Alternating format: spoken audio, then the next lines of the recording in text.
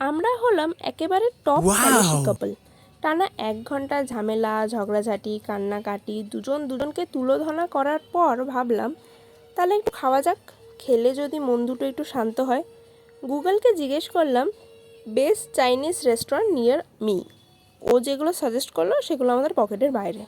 তারপরে অনেক খোঁজার পর পকেটের ভেতরে একটা রেস্টুরেন্ট পেলাম, সেটা হচ্ছে কিচেন স্টোরি।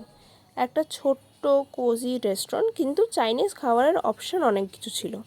আমরা ওখান থেকে অর্ডার করলাম pan fried momo, dragon chicken, chilli garlic Hakka noodles. তারপরে ভাবলাম এত কিছু অর্ডার করে ফেলেছি, এটা হজম করার জন্য দুটো কোল্ড ড্রিঙ্কসও অর্ডার করে নিই। যাই হোক, তারপরে খাওয়া শুরু করলাম। ও, এটা হচ্ছে আমার হ্যাপি ডান্স। আমার যখন খাবার ভালো লাগে তখন আমি এই নাচটা নাচি। যারা আমার সাথে খায় তারা জানে ভালো করে।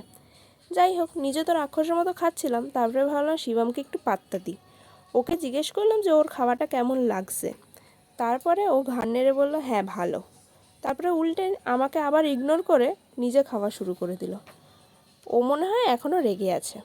তারপরে আমিও কনফিউজ হয়ে গেলাম যে আমি কি কথা বলবো না খাবার খাবো, কথা বলবো না খাবার খাবো।